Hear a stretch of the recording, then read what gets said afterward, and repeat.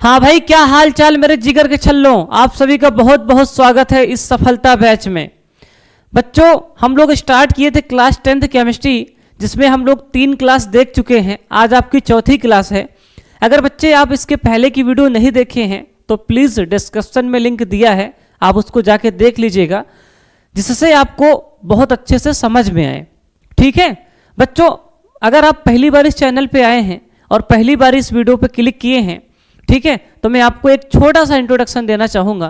प्यारे बच्चों, इस यूट्यूब चैनल पे क्लास 10th के लिए सफलता बैच लॉन्च किया गया है, जिसमें आपको बिल्कुल फ्री पढ़ाया जाएगा। सभी सब्जेक्ट पढ़ाए जाएंगे, चाहे वो साइंस हो, मैथ हो, इंग्लिश हो, सब कुछ पढ़ाया जाएगा। जिस प्रकार से पेड बैच में पढ़ाया जाता है, उसमें पेड बैच में आपको PDF दिया जाता है, नोट्स दिया जाता है ना, नोट्स दिया जाता है, DPP दिया जाता है, सब कुछ आपको इसी चैनल पे मिलेगा फ्री में। तो आइए, ये छोटा सा इंट्रोडक्शन था, तो आप लोग वीडियो को लाइक भी कर दीजिएगा, चैनल को सब्सक्राइब भी कर दीजिएगा। ठीक है, तो जिससे आप सभी को बेहतर से बेहतर कंटेंट हम लोग फ्री में प्रोवाइड कर पाएँ। प्यारे बच्चे, ये जो सफलता बैच है, ये 2025-26 को टारगेट करके बनाया गया है, उसी हिसाब से इसमें पढ़ाया जा रहा है। तो बच्चे, हमारा पहला चैप्टर है रासायनिक अभिक्रियाएं एवं रासायनिक समीकरण। इस चैप्टर को हम लोग स्टार्ट किए थे और आज हमारी चौथी क्लास है, आपके सामने लिखा हुआ है। तो बच्चे आइए स्टार्ट करते हैं आज की क्लास को। ठीक है बच्चे, अब ध्यान दीजिएगा। सबसे पहले हम जानेंगे कि हमारा आज का लक्ष्य क्या है, हमारा आज का टारगेट क्या है। तो मेरे भाई, आज का हमारा लक्ष्य है रासायनिक अभिक्रियाओं के प्रकार। क्या पढ़ेंगे बच्चे? रासायनिक अभिक्रियाओं के प्रकार को हम लोग पढ़ने वाले हैं। बच्चे, इसके पहले की वीडियो आप देख लीजिएगा, जिससे आपको चीज़ें बहुत अच्छे से समझ में आ जाए। रासायनिक अभिक्रियाएं क्या होती हैं, रासायनिक समीकरण क्या होता है, ये सब कुछ पढ़ाया गया है, तो आप प्लीज़ उसको देख लीजिएगा। ठीक है, अब बच्चे ध्यान से देखना, रासायनिक अभिक्रियाओं के प्रकार में कई प्रकार की रासायनिक अभिक्रियाएं होती हैं। बेसिकली निम्न प्रकार की होती हैं। पहली जो होती है बच्चे, वो होती है संयोजन अभिक्रिया। इसको इंग्लिश में क्या बोलते हैं? कॉम्बिनेशन रिएक्शन बोलते हैं मेरे बच्चे। और दूसरी अभिक्रिया है बच्चे विघटन या अपघटन अभिक्रिया। इसको इंग्लिश में बोलते हैं डीकम्पोजिशन रिएक्शन। मेरे भाई, अगली रिएक्शन है विस्थापन अभिक्रिया। इंग्लिश में बोलते हैं डिस्प्लेसमेंट रिएक्शन। बच्चे, अगली रिएक्शन है द्विविस्थापन अभिक्रिया। इंग्लिश में बोलते हैं डबल डिस्प्लेसमेंट रिएक्शन। अगली है बच्चे उपचयन एवं अपचयन अभिक्रिया, जिसको बोलते हैं ऑक्सीडेशन एंड रिडक्शन रिएक्शन। ठीक है, इसी में कुछ अभिक्रियाएं और होती हैं, जैसे मैं लिख देता हूँ, यहाँ पे लिखा नहीं है लेकिन आगे आपको पढ़ाया जाएगा। और है आपका रेडॉक्स अभिक्रिया। अगला क्या है सर? रेडॉक्स अभिक्रिया, जो आपको आगे पढ़ाया जाएगा। ठीक है, इसी वीडियो में रेडॉक्स अभिक्रिया। और बच्चे, एक है आपका क्या कहते हैं उसको? ऊष्माक्षेपी अभिक्रिया। क्या होता है सर? ऊष्माक्षेपी अभिक्रिया। ठीक है बच्चे, ये भी आपका क्या है बच्चे? आपकी रासायनिक अभिक्रियाओं के प्रकार ही है, आपको लिखवाया नहीं गया है। इस प्रकार की अभिक्रियाएं होती हैं। और यहीं पे ऊष्माक्षेपी के बाद एक और आता है ऊष्माशोषी अभिक्रिया। सब कुछ इसी वीडियो में देखने वाले हैं, तो चिंता करना ही नहीं है। ठीक है, आप लोग बस प्यार और सपोर्ट बनाए रखिए और ईमानदारी से वीडियो को देखते रहिए। सब कुछ गर्दा गर्दा कर देंगे, आप टेंशन ना लीजिए। ठीक है, सिर्फ नज़रें आपकी कहाँ होनी चाहिए? मेरे ऊपर। अरे मतलब मैं जो कुछ पढ़ा रहा हूँ बोर्ड पे, है ना, ये तो सर कह दो कि सर कह रहे हैं मेरे ऊपर नज़रें होनी चाहिए। ठीक है, मुझे देखो या ना देखो, लेकिन जो पढ़ा रहा हूँ उसको जरूर देखना। बेटा, पहली रिएक्शन हमारी है संयोजन अभिक्रिया, जिसको इंग्लिश में बोलते हैं कॉम्बिनेशन रिएक्शन। बेटा, इस अभिक्रिया में होता क्या है, जरा विशेष ध्यान देंगे सभी लोग। ऐसी अभिक्रियाएं जिसमें 2 या 2 से अधिक अभिकारक मिलकर एकल उत्पाद का निर्माण करते हैं, उसे संयोजन अभिक्रिया कहते हैं।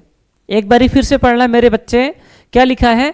ऐसी अभिक्रियाएं जिसमें 2 या 2 से अधिक अभिकारक मिल गए। जैसे मान लो हमने 2 अभिकारक को मिला दिया, A और B को मिला दिया, ये एक उत्पाद बना दे, मतलब 2 अभिकारक मिलके एक उत्पाद का निर्माण करेंगे, तो ऐसी अभिक्रिया को क्या बोलेंगे बच्चे? संयोजन अभिक्रिया, कॉम्बिनेशन रिएक्शन। अरे वही बात है ना, जैसे गाना नहीं सुने हो, 2 दिल मिल रहे हैं चुपके चुपके, है ना। जैसे शादी विवाह होता है तो 2 लोग मिलके एक नहीं हो जाते? अरे बोलो ना यार, 2 लोग मिलके क्या हो जाते हैं? एक हो जाते हैं। सिर्फ वैसे ही इसमें भी है कि देखो, जैसे कैल्शियम ऑक्साइड है, ठीक है, चूना है ना, चूना, अब पानी में मिलाएंगे तो 2 लोग हो गए ना, अभिकारक 2 हो गए, लेकिन मिलके एक हो गए। बना क्या लिए? Calcium hydroxide. ठीक है, एक ही चीज बना। और थोड़ा बहुत ऊष्मा भी निकलती है, मतलब एनर्जी भी निकलती है। मेरे भाई मान लो ये तुम्हारा बर्तन है, इस बर्तन में तुमने दो चीज़ मिलाई, ठीक है, दो चीज़ मिलाई तो क्या निकला सर, कैल्शियम ऑक्साइड को पानी में मिला दिए। अब देखो दो चीज़ मिला दिए ना, तो बनता क्या है सर, CaOH का होल ट्वाइस, यानी कि जब भी चूने को पानी में डालते हो तो गर्म हो जाता है, बुलबुले निकलते कि नहीं निकलते, तो इसका मतलब हीट निकल रही है, ऊर्जा निकल रही है, ठीक है बच्चे, ऊर्जा निकल रही है। और हमारा बनता क्या है सर, चूने को पानी में डालते हैं तो एक ही उत्पाद बनता है जिसका नाम होता है कैल्शियम हाइड्रोक्साइड, या इसी को बुझा हुआ चूना भी बोलते हैं। क्या बोलते हैं, बुझा हुआ चूना भी बोलते हैं, ठीक है मेरे भाई। तो ऐसे ही अपक्रियाएं जिनमें दो या दो से अधिक अभिकारक मिलकर एकल उत्पाद का निर्माण करते हैं माय डियर, उसी को क्या बोलते हैं डियर, क्या बोलते हैं बच्चे, क्या बोलते हैं रसगुल्ले, क्या बोलेंगे, क्या बोलेंगे सर, उसको बोलेंगे संयोजन अपक्रिया। क्या बोलेंगे, संयोजन अपक्रिया, ठीक है, ठीक है सर। जैसे कोयले का दहन, दहन का मतलब होता है आग लगाना, क्या लगाना सर, आग लगाना, जैसे फूफा जी लगाते हैं, आग लगाना, ठीक है। अब फेमस नहीं है शादियों में, कहते नहीं बारात में फूफा जी नाराज हो जाते हैं, तो बस वैसे ही होता क्या है कि ये मजाक की बात है, दिल से मत लेना ठीक है। आग लगाना, दहन का मतलब होता है आग लगाना, जलाना, और केमिस्ट्री में आग लगाने का मतलब है कि ऑक्सीजन के साथ अपक्रिया करवा दो। किसके साथ सर, ऑक्सीजन के साथ अपक्रिया करवा दो। तो बेटा ये है कार्बन, कार्बन को ऑक्सीजन के साथ अपक्रिया करवा दो, मतलब दहन करवा दो, तो क्या बनता है सर, कार्बन डाइऑक्साइड बनता है। तो अभिकारक हमारे दो थे लेकिन उत्पाद हमारा एक ही बना, तो ये एक प्रकार की संयोजन अपक्रिया है, ठीक है भाई, ठीक है। जैसे मैग्नीशियम रिबन, अब मैग्नीशियम रिबन ये है Mg, मैग्नीशियम रिबन का मतलब पट्टी हो, मैग्नीशियम की पट्टी देखे यहाँ, जैसे ये है ना, ये एक तरह की मैग्नीशियम की पट्टी होते, वो सफेद कलर के होती है, उसके ऊपर मैग्नीशियम ऑक्साइड की परत चढ़ी होती है, पिछली क्लास में मैंने बताया भी था, ठीक है। अब एकरा को ऑक्सीजन के साथ रिएक्शन करा देंगे, मतलब जला देंगे, क्या करेंगे, देखो जलाने का मतलब होता है, देखो सबसे पहले समझो मेरी बात, हेलो हेलो हेलो हेलो, दहन, दहन का मतलब होता है जलाना, और जलाने का मतलब होता है ऑक्सीजन के साथ रिएक्शन। तो बेटा ये दहन करा दिए, मैग्नीशियम को ऑक्सीजन के साथ मिला दिए, यानी कि जला दिए, तो बना MgO, इसका नाम है मैग्नीशियम ऑक्साइड। क्या नाम है सर, मैग्नीशियम ऑक्साइड, ठीक है। तो देखो दो लोग मिलके एक हो गए ना, दो दिल मिलके एक दिल हो गए ठीक है। तो एक प्रकार की संयोजन अपक्रिया है। मुझे लगता है कि सारे बच्चे समझ रहे हैं। प्यारे बच्चे, आपके सामने एक क्वेश्चन लिखा है, ठीक है, ये बहुत ही कॉमन क्वेश्चन है, NCERT का क्वेश्चन आपके सामने लिखा है, पढ़िएगा गौर से। लिखा है सफेदी करने के 2-3 दिन बाद दीवारों पर चमक आ जाती है, ऐसा क्यों होता है। मेरे बच्चे, जब आप चूना, मान लो चूना लेते हैं, दीवार पर पोतते हैं, तो मेरे भाई तुरंत चमक नहीं आती, कम से कम 2-3 दिन बाद उस दीवार पे क्या आती है, चमक आती है। तुरंत क्यों नहीं आती, दीवार पर चमक तुरंत क्यों नहीं आती। आप कहेंगे सर चमक तुरंत इसलिए नहीं आती क्योंकि क्योंकि क्योंकि उसके पीछे रीजन है, कारण है। कौन सा रीजन और कारण है मैं आपको बता रहा हूं, ठीक है मेरे भाई। अब जरा ध्यान से देखना, सफेदी करने के 2-3 दिन बाद दीवारों पर चमक क्यों आती है, गौर फरमाइएगा। सबसे पहले अगर आपको चूना पोतना है घर में, तो आप क्या लाएंगे बाजार से, CaO, इसको बोलेंगे बिना बुझा हुआ चूना। क्या बोलेंगे, बिना बुझा हुआ चूना, कैल्शियम ऑक्साइड, नाम क्या है, कैल्शियम ऑक्साइड। अब इसको लेकर आते हैं तो गांव में क्या होता है, जब पोता जाता है एक बड़ा सा तसला लेते हैं। क्या लेते हैं, तसला जानते हो तुम लोग, तसला, कितने लोग जानते हैं तसला, कमेंट कर दो। तसला लेते हैं ना, तसला। अब तसले में इस चूने को डालते हैं और पानी मिला देते हैं, पानी मिला देते हैं तो बुलबुला निकलता है, बुलबुला बुलबुला फूटता है। गांव में बच्चे खेलने भी लगते हैं, कहते हैं वाह जादू हो रहा है, ठीक है। तो बेसिकली वहां पे अपक्रिया होती है, ठीक है। क्या होती है, अपक्रिया होती है, उसमें ऊष्मा निकलती है, तो यह एक प्रकार की ऊष्मा क्षेपी अपक्रिया होती है। अब जरा ध्यान से देखेंगे मेरे बच्चे।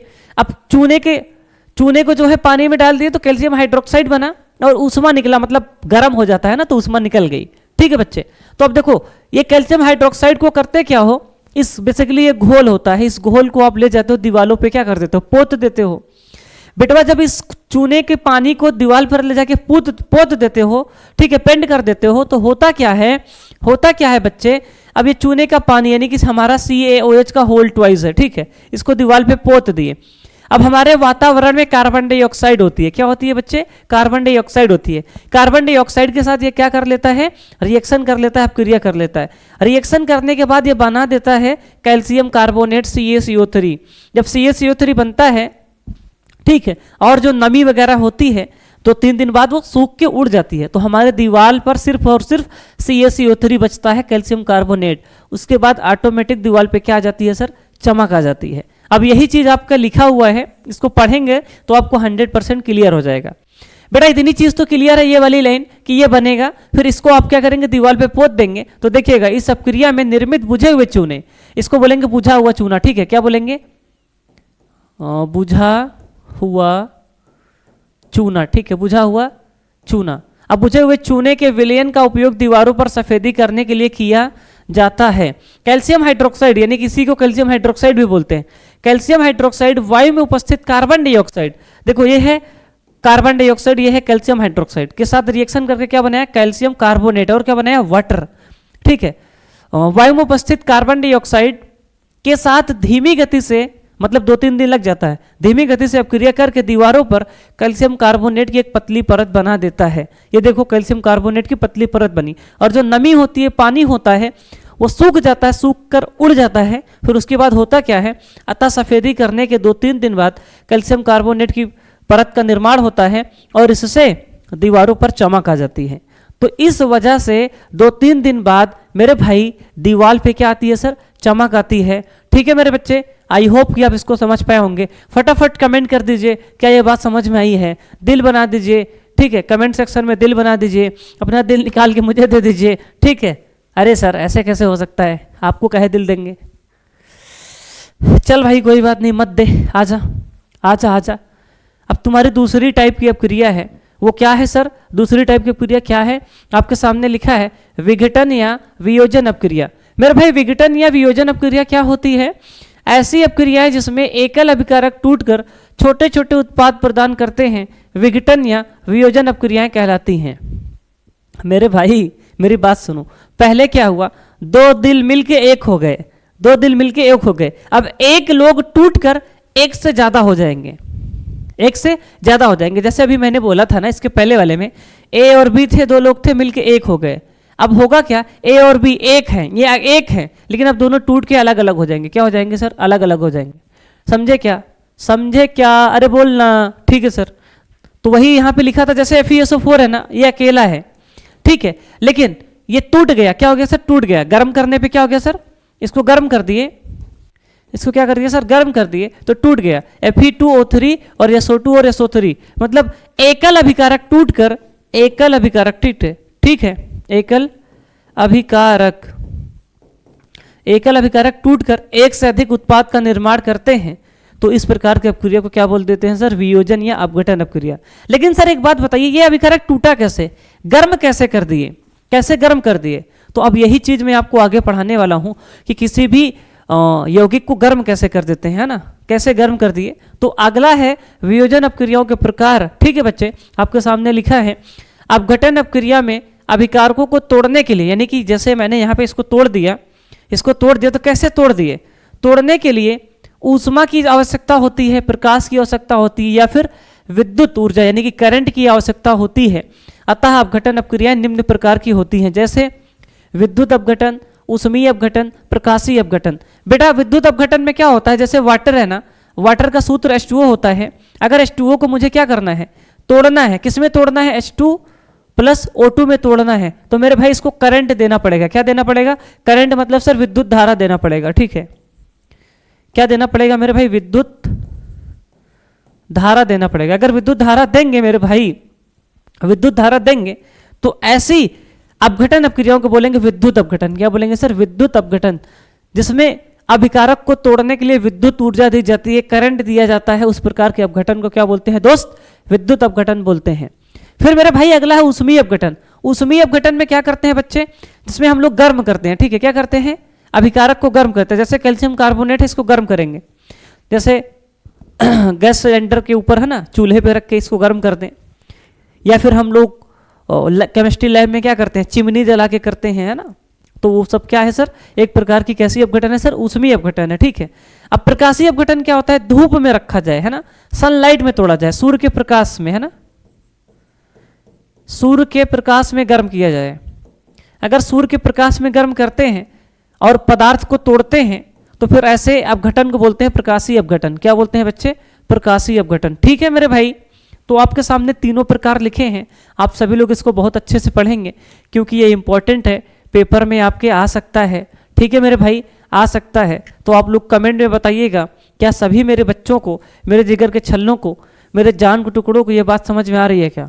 अरे बोलो ना यार, बोलो भाई, सही बात है सर, आ जाओ। अब लिखा है विस्थापन अपक्रिया। अब भाई ये विस्थापन अपक्रिया क्या होती है, जरा ध्यान से देखेंगे। विस्थापन अपक्रिया क्या होती है, विशेष ध्यान देंगे। ऐसी अपक्रिया जिसमें एक अभिकारक के परमाणु दूसरे अभिकारक के परमाणु को विस्थापित कर देते हैं। अब इसमें होता क्या है, जरा ध्यान से देखेंगे बच्चे। जैसे CuSO4 है, क्या है सर, देखो इधर मैं लिखता हूं, CuSO4 है और क्या लिया गया है सर, Zn लिया गया है। और क्या है सर, बना क्या, Zn। ऐसे चलो इधर देखो, आपके सामने क्या लिखा है, CuSO4 और क्या लिखा है, Zn, जिंक। अब CuSO4 में कॉपर एक धातु है, जिंक भी एक धातु है, मतलब इस रिएक्शन में दो धातुएं हैं, कॉपर और जिंक। हुआ क्या, कॉपर की दोस्ती सल्फेट के साथ हो गई, SO4 के साथ। कॉपर की दोस्ती किसके साथ हो गई, SO4 के साथ हो गई। और जिंक यहां पे देख रहा है, जिंक यहां देख रहा है, कह रहा है कॉपर तो बहुत गरीब आदमी है। कॉपर, पहले कहानी को सुनना मेरी बात को, ठीक है। कॉपर हमसे तो गरीब है, लेकिन सल्फेट को लेके जा रहा है। और जिंक को ये बात अच्छी नहीं लगी। जिंक क्या है पता, थोड़ा रईस आदमी है, इसके पास पैसा वैसा है चौचक, तो कहेगा ए सल्फेट, कॉपर के साथ क्या रखा है दोस्ती करने में, मेरे साथ दोस्ती करो, तुमको आईफोन लेटेस्ट वर्जन दिलाएंगे। सल्फेट थोड़ा बहकावे में आ जाती है, जैसे आजकल का रिलेशनशिप चल रहा है। सल्फेट भी कहती है हाँ यार, कॉपर के पास क्या है, क्या है, वही एंड्रॉयड फोन दिला रहा है, जिंक के साथ जाएंगे तो आईफोन दिलाएगा। तो बस वही है, जिंक पैसे वाला है, कॉपर को विस्थापित कर देता है, मतलब उसका जगह ले लेता है। विस्थापन का मतलब क्या है, उसको हटा के उसकी जगह खुद ले लेता है। तो कॉपर को भगा देता है और सल्फेट के साथ खुद चला जाता है, ZnSO4। और बेटा कॉपर ये इधर मोए मोए कर रहा है किनारे बैठ के, ठीक है बेटा। तो जिंक ने कॉपर का स्थान ले लिया, तो इस प्रकार की ये क्या है, ये एक प्रकार की विस्थापन अपक्रिया है। तो वैसे ही देखो यहाँ CuSO4 था, जिंक आया, कॉपर को हटा दिया, ठीक है।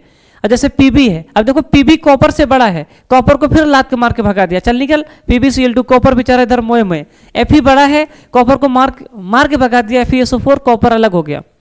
तो सर एक बात बताइए, हम कैसे जानेंगे कौन बड़ा है कौन छोटा है, कौन किसको भगा रहा है, हमको क्या पता, हम मंत्र थोड़ी ना पढ़ रहे हैं।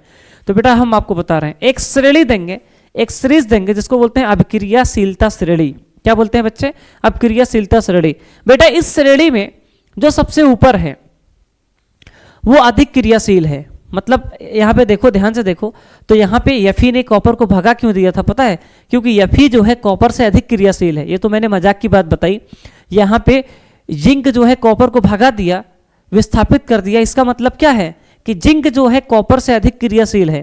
क्या है मेरे भाई, जिंक जो है कॉपर से अधिक क्रियाशील है, इसलिए इसको हटा दिया। अब हम कैसे जानेंगे कौन अधिक क्रियाशील है, तो इस श्रेणी में, इस टेबल में जो ऊपर है, सबसे ऊपर, वो अधिक क्रियाशील है। यानी कि अगर हम कंपेयर करें पोटेशियम और सोडियम में, तो पोटेशियम ज्यादा क्रियाशील है सोडियम से, ठीक है मेरे भाई। इस तरह से पूरी टेबल बनी है। जैसे यहां पे देखिए, Pb कॉपर को भगा दिया था, लेड।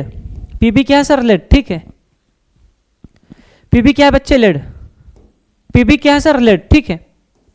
ये देखो Pb लेड है। अरे कहां गया यार,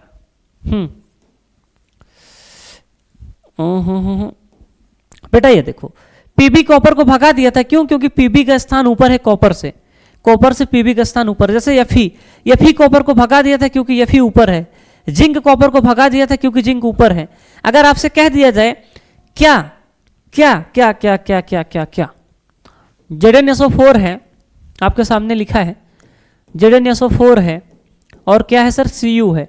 क्या Cu की कॉपर की औकात है जिंक को हटा दे? नहीं सर, क्योंकि इस श्रेणी में Cu का स्थान नीचे है, यहां पे है, कॉपर का स्थान ऊपर है। तो जो ऊपर श्रेणी में है वो अधिक क्रियाशील होते हैं, वो अपने से नीचे वाले को नहीं हटा सकते। जैसे मैं आपके सामने क्वेश्चन लिखता हूं, आप लोग बताइएगा, आप लोग बताइएगा, ठीक है। जैसे मैं लिख देता हूं ZnSO4 प्लस में H2, बताना क्या है, H2 जो है हाइड्रोजन जिंक का स्थान ले पाएगा? क्या जिंक का स्थान ले पाएगा? तो आप लोग कहेंगे सर जिंक ऊपर है हाइड्रोजन नीचे है, कभी नहीं ले पाएगा सर, तो अपक्रिया होगी ही नहीं। तो इस प्रकार के भी प्रश्न आते हैं, बना के देगा, कहेगा पूरा करो। अरे भैया देख लेना अपक्रियाशीलता श्रेणी में ऊपर है कि नहीं है। बेटा इस टेबल को क्या बोलेंगे, नाम इसका रख देते हैं, अपक्रियाशीलता श्रेणी क्या बोलेंगे, अभिक्रियाशीलता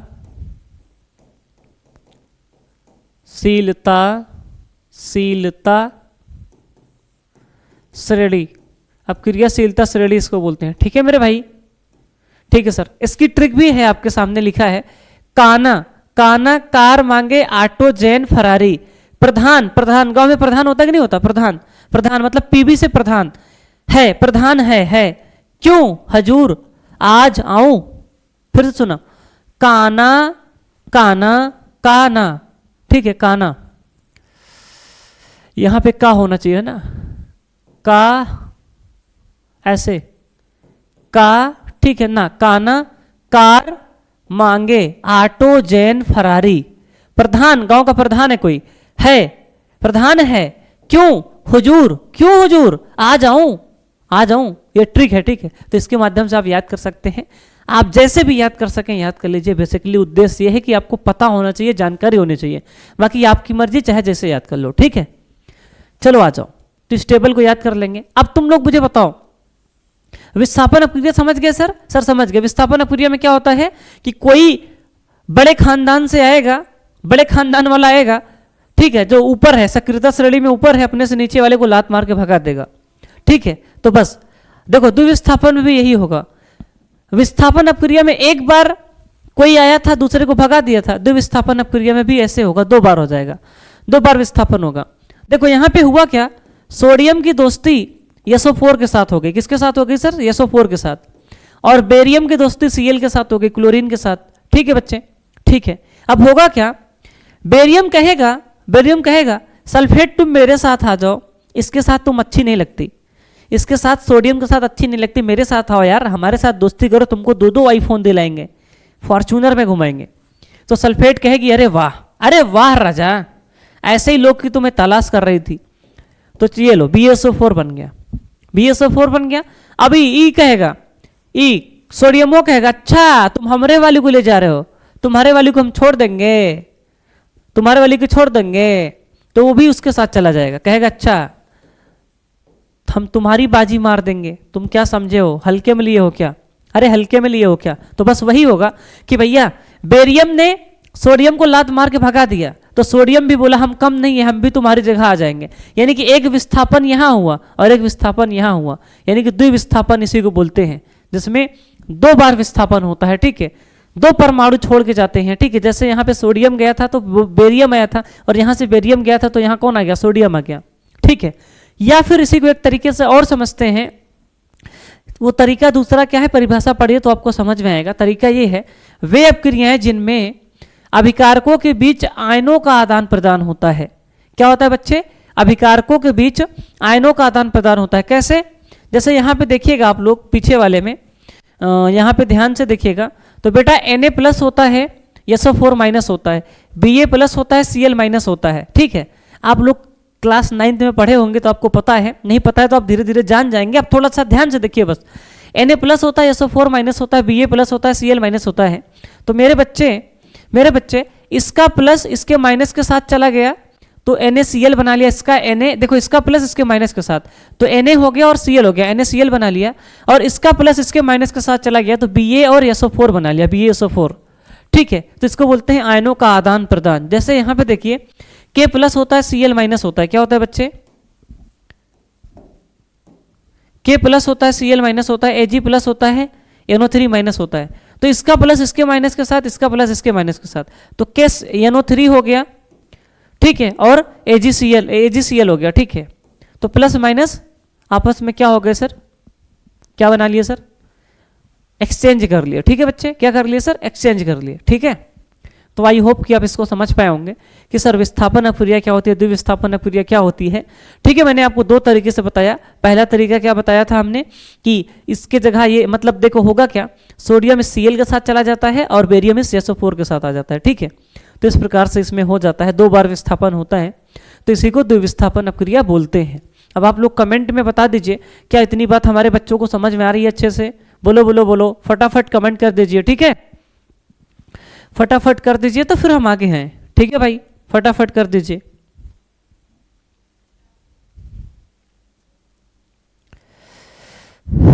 तो भैया आइए आगे आते हैं। अगली रिएक्शन आपके सामने लिखी हुई है या अगली अपक्रिया लिखी हुई है उपचयन अपक्रिया। बेटा उपचयन को कुछ किताबों में ऑक्सीकरण भी बोलते हैं। क्या बोलते हैं? बहुत फेमस नाम है ऑक्सीकरण, इंग्लिश में ऑक्सीडेशन बोलते हैं। क्या बोलते हैं? ऑक्सीडेशन। बेटा ये ऑक्सीडेशन वगैरह जो भी है मैं आपको भी यहाँ पे बेसिक बता रहा हूँ। क्या बता रहा हूँ सर? यहाँ पे मैं आपको बेसिक बता रहा हूँ, ठीक है, ध्यान दीजिएगा। मैं आपको यहाँ पे क्या बता रहा हूँ सर? बेसिक बता रहा हूँ। बाकी आगे की वीडियो में एक वीडियो में लेकर आऊँगा जिसमें मैं सिर्फ और सिर्फ ऑक्सीकरण पे चर्चा करूँगा, डिटेल में पढ़ाऊँगा ऑक्सीकरण क्या होता है और अपचयन क्या होता है, ठीक है, नेक्स्ट लेवल का पढ़ाऊँगा। अभी बेसिक जानकारी आप लोग ले लीजिए, ठीक है भाई।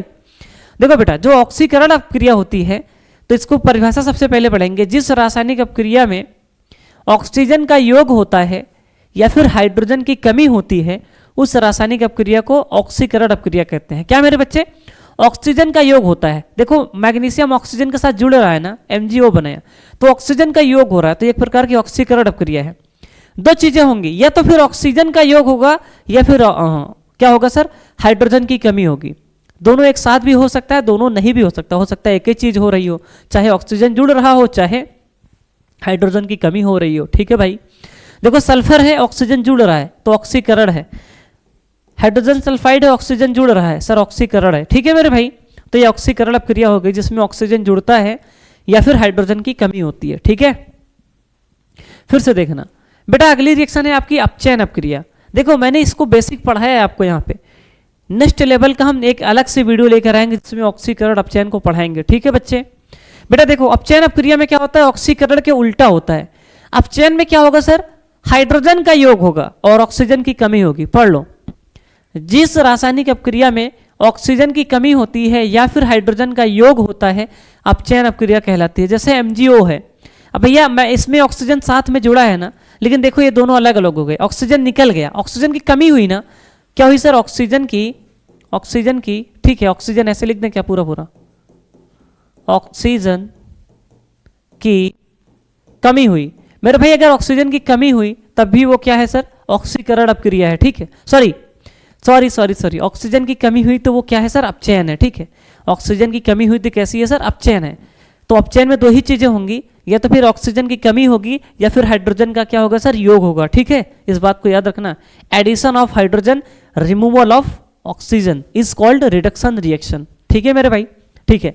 अब देखो जैसे 2KClO3 है मेरे भाई, यहां पे भी देखो KCl अलग हो गया, ऑक्सीजन अलग हो गया, ऑक्सीजन निकल रहा है, तो एक प्रकार की अपचयन अपक्रिया है। देखो यहाँ पे हाइड्रोजन जुड़ रहा है, H2Cl2 जुड़ के क्या बना लिया? HCl, तो हाइड्रोजन जुड़ गया, हाइड्रोजन जुड़ा मेरे भाई, हाइड्रोजन जुड़ा तब भी तो अपचयन होता है, तब भी तो क्या होता है सर? अपचयन होता है ना। मुझे लगता है कि मेरे बच्चे इस बात को अच्छे से समझ गए हैं। मेरे भाई अगली रिएक्शन आती है रेडॉक्स रिएक्शन। अब ये रेडॉक्स रिएक्शन क्या होती है मैं फिर से बता रहा हूँ, मैं ऑक्सीकरण अपचयन रेडॉक्स वगैरह फिर से पढ़ाऊंगा, एक अलग वीडियो लेकर आऊंगा, ठीक है। यहाँ पे हमें बेसिक चीज पढ़ाऊंगा, बेसिक पहले क्लियर करिए, उसके बाद नेक्स्ट लेवल पे चलेंगे, ठीक है बच्चे। अरे बोलो ना, बोल दो ना जरा दिल में क्या है सनम, किसी से कहूंगा नहीं। आ जाओ मेरे भाई। रेडॉक्स रिएक्शन में होता क्या है? ऐसी रासायनिक अपक्रिया जिसमें ऑक्सीडेशन और रिडक्शन यानी कि ऑक्सीकरण और अपचयन दोनों एक साथ दिखाई दे जाए। मतलब सर ऑक्सीजन का जुड़ना, हाइड्रोजन का निकलना, ठीक है, ऑक्सीजन का जुड़ना, हाइड्रोजन का निकलना, या फिर ऑक्सीजन का जुड़ना, हाइड्रोजन का जुड़ना एक साथ दिखाई दे जाए, तो फिर उसे क्या बोलेंगे बच्चे? रेडॉक्स अपक्रिया बोलेंगे। डेफिनेशन आपके सामने लिखी हुई है। जिन रासायनिक अपक्रियाओं में एक अभिकारक उपचयित तथा दूसरा अभिकारक अपचयित होता है, रेडॉक्स अपक्रिया कहलाती हैं। भैया अपचयित का मतलब है कि सर ऑक्सीकरण होता है, ठीक है। मैं फिर से बोल दे रहा हूँ, वे रासायनिक अपक्रियाएं जिसमें ऑक्सीकरण तथा अपचयन दोनों एक साथ होता है उसे रेडॉक्स अपक्रिया बोलते हैं। क्या मेरे बच्चे? वे रासायनिक अपक्रियाएं जिनमें ऑक्सीकरण तथा अपचयन दोनों एक साथ होता है उसे क्या बोलते हैं सर? रेडॉक्स अपक्रिया बोलते हैं। जरूरी नहीं है कि सिर्फ इसी को तुम लिखो, ठीक है, जो मैंने बोला उसको भी लिख सकते हो। एग्जाम्पल देखो, अब बेटा यहाँ पे देखो सर ऑक्सीजन निकल रहा है, इसमें क्या हो रहा है सर? ऑक्सीजन निकल रहा है। बेटा ऑक्सीजन की अगर कमी हो रही है, ऑक्सीजन की कमी हो रही है तो मेरे बच्चे ये अपचयन है। क्या है सर? सर ये अपचयन है। और मेरे भाई हाइड्रोजन अगर जुड़ रहा है, हाइड्रोजन किसी के साथ जुड़ रहा है, ऑक्सीजन जुड़ रहा है, देखो हाइड्रोजन के साथ ऑक्सीजन जुड़ गया, तो ऑक्सीजन जुड़ गया तो सर इसको क्या बोलेंगे सर, ऑक्सीकरण बोलेंगे। क्या बोलेंगे सर, ऑक्सीकरण बोलेंगे। क्या बोलेंगे बच्चे, ऑक्सीकरण बोलेंगे। तो एक ही अपक्रिया में अपचयन भी हो रहा है, ऑक्सीकरण भी हो रहा है। तो मेरे भाई इस रिएक्शन को क्या बोल देंगे, क्या बोल देंगे बच्चे, क्या बोल देंगे सर, इसको बोलेंगे रेडॉक्स अपक्रिया। क्या बोलेंगे, रेडॉक्स अपक्रिया। आपके सामने कुछ रिएक्शन और लिखे हैं, जैसे यहाँ पे देखिएगा आप बताइएगा ZnO था, मतलब ऑक्सीजन जुड़ा हुआ था, ऑक्सीजन निकल गया। अगर बेटा ऑक्सीजन निकल गया तो क्या है सर, ये अपचयन है। क्या है सर, अपचयन है। और बेटा ऑक्सीजन जुड़ गया तो फिर क्या है सर, ये ऑक्सीकरण है। क्या है सर, ऑक्सीकरण है। अरे बोलो यार, अरे बोलो ना, क्या आप इस रिएक्शन में बता सकते हैं क्या, इस रिएक्शन में क्या हो रहा है। सर ऑक्सीजन निकल गया, सर ऑक्सीजन निकल गया, सर ऑक्सीजन जुड़ गया। क्लियर है क्या, अरे बोलो यार, कमेंट कर दो यार। रेडॉक्स रिएक्शन पहचान लोगे कि नहीं, ऐसे रिएक्शन जिसमें ऑक्सीकरण तथा अपचयन दोनों एक साथ होता है। ठीक है सर, पहचान लेंगे। बेटा एक रिएक्शन और है, पढ़ लो, फिर वीडियो को बंद करते हैं। ठीक है मेरे भाई, एक रिएक्शन और है, पढ़ लो। अगला है क्या सर, ऊष्माक्षेपी अपक्रिया। ऊष्माक्षेपी अपक्रिया, इसको इंग्लिश में बोलते हैं एक्सोथर्मिक रिएक्शन। सर ये ऊष्माक्षेपी अपक्रिया क्या होता है, जरा ध्यान से देखेंगे अच्छे से। जिन रासायनिक अपक्रियाओं में उत्पाद के निर्माण के साथ ऊष्मा भी उत्पन्न होती है, उसे ऊष्माक्षेपी अपक्रिया कहते हैं। क्या बोलते हैं सर, ऊष्माक्षेपी अपक्रिया बोलते हैं। जैसे तुम इधर देखो, जहां पे मैंने आपको संयोजन अपक्रिया पढ़ाई थी, बेटा यहाँ पे देखो, उत्पाद के निर्माण के साथ क्या निकले, ऊष्माक्षेपी। तो ऐसी अपक्रिया क्या बोलते हैं, सॉरी, उत्पाद के निर्माण के साथ ऊष्मा निकल रही है ना, ऊर्जा निकल रही है ना, ऊष्मा बोले या ऊर्जा, अगर ऊर्जा निकल रही है तो ऐसी रासायनिक अपक्रिया को क्या बोलते हैं, क्या बोलते हैं, ऊष्माक्षेपी अपक्रिया। यानी कि सर संयोजन अपक्रिया भी एक प्रकार की क्या होती है, ऊष्माक्षेपी अपक्रिया होती है। ठीक है, अब जरा ध्यान से देखेंगे ये एग्जाम्पल जो आपको बताया था, तो फिर यहाँ पे नजर फिर से बनाइएगा। तो जिस भी रासायनिक अपक्रिया में ऊष्मा निकलेगी, ऊर्जा निकलेगी, उस अपक्रिया को हम क्या बोलेंगे बच्चे, क्या बोलेंगे, ऊष्माक्षेपी अपक्रिया बोलेंगे, ऊष्माक्षेपी अपक्रिया बोलेंगे। अब देखिएगा, तो इसमें भी जैसे एग्जाम्पल आपके सामने लिखा है दहन अपक्रिया। अब दहन का मतलब आपको मैंने बताया था ऑक्सीजन के साथ अपक्रिया, तो ये मेथेन है। CH4 का नाम क्या होता है सर, मेथेन। मेथेन का यहाँ पे क्या हो रहा है सर, दहन हो रहा है। मेथेन का दहन हो रहा है, मतलब ऑक्सीजन के साथ क्रिया करवाई जा रही है। तो कार्बन डाइऑक्साइड निकला, वाटर निकला और ऊष्मा निकला। तो उत्पाद के निर्माण के साथ ऊष्मा निकल रहा है ना, तो इस प्रकार की अपक्रिया को बोलेंगे ऊष्माक्षेपी अपक्रिया। क्या बोलेंगे सर, ऊष्माक्षेपी अपक्रिया। ऊष्माक्षेपी अपक्रिया का ये दूसरा उदाहरण है, दूसरा उदाहरण है, बहुत इंपॉर्टेंट है, वेरी इंपॉर्टेंट है। तो इस उदाहरण को याद रखेंगे। क्या कह रहा है, जरा ध्यान से देखेंगे। श्वसन भी ऊष्माक्षेपी अपक्रिया है, क्योंकि श्वसन के दौरान हमारे शरीर की कोशिकाओं में ग्लूकोज ऑक्सीजन से संयोग करके ऊर्जा उत्पन्न करता है।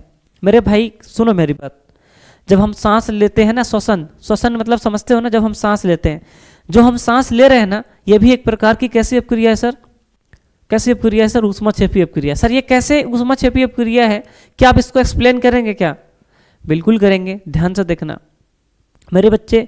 हमारे शरीर के अंदर ग्लूकोज होता है, क्या होता है सर, ग्लूकोज होता है। जब हम सांस लेते हैं ना, सांस लेते हैं तो ग्लूकोज हमारे सांस यानी कि ऑक्सीजन से अपक्रिया करके कार्बन डाइऑक्साइड बनाता है, वाटर बनाता है और एनर्जी बनाता है, कुछ इस प्रकार से।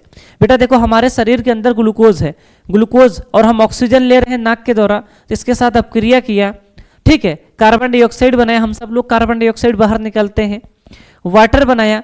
और बेटा आपको पता है ग्लूकोज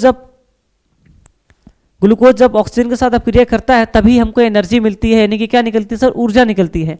अगर ये ऊर्जा ना निकले मेरे भाई, अगर ये ऊर्जा ना निकले तो फिर हम लोग काम ही ना कर पाए। अगर हमारे शरीर के अंदर ऊष्माक्षेपी अपक्रिया ना हो तो हमें ऊर्जा नहीं मिलेगी, एनर्जी नहीं मिलेगी, और हमें एनर्जी नहीं मिलेगी तो हम पढ़ा नहीं सकते, आप पढ़ नहीं सकते, आप कुछ कर नहीं सकते, ना हम कुछ कर सकते, शरीर के अंदर एनर्जी ही नहीं रहेगी। ठीक है, तो इसलिए मेरे भाई आप हम लोगों को समझ में आता है कि हमारे शरीर के अंदर भी ऊष्माक्षेपी अपक्रिया होती है, हम लोगों को पता नहीं रहती। ठीक है मेरे भाई, तो देखिए इसमें भी क्या हो रहा है सर, ऊर्जा निकल रही है, तो ये भी एक प्रकार की कैसी अपक्रिया हो गई सर, ऊष्माक्षेपी हो गई। इसको अच्छे से पढ़ लीजिएगा, आपके पेपर में सवाल आएगा कि श्वसन को भी ऊष्माक्षेपी अपक्रिया कहते हैं, समझाइए। श्वसन को ऊष्माक्षेपी अपक्रिया कहते हैं, समझाइए। तो आपको उत्तर कितना लिखना है, जितना इस पेज पे लिखा है पूरा लिख देंगे, यही आपका सही आंसर माना जाएगा। ठीक है मेरे भाई, यही आपका सही आंसर माना जाएगा। बेटा लास्ट अपक्रिया है इसका नाम है ऊष्माशोषी अपक्रिया। क्या नाम है मेरे भाई? ऊष्माशोषी अपक्रिया। अब आप लोग कहेंगे सर ये ऊष्माशोषी अपक्रिया क्या होती है, एक्सप्लेन करेंगे क्या? बिल्कुल करेंगे बेटा। देखो, जिन रासायनिक अपक्रियाओं में उत्पाद के निर्माण के साथ ऊष्मा भी अवशोषित होती है, ऊष्माशोषी अपक्रियाएं कहलाती हैं।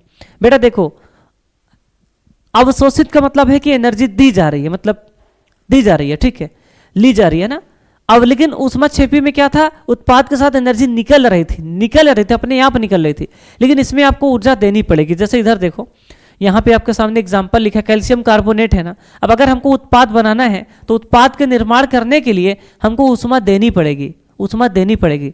तो ऊष्मा हमको देनी पड़ रही है, ऐसी अपक्रिया जिनमें उत्पाद के निर्माण के लिए ऊष्मा दी जाती है, उससे हम ऊष्माशोषी बोलते हैं। जैसे ये देखो, N2+O2+ ऊष्मा गिव्स 2NO, ठीक है भाई, नाइट्रोजन मोनोऑक्साइड। तो यहाँ पे हमने ऊष्मा दी है, एनर्जी दी है, तो इस प्रकार की रिएक्शन को हम क्या बोलते हैं सर? क्या बोलते हैं सर? ऊष्माशोषी अपक्रिया।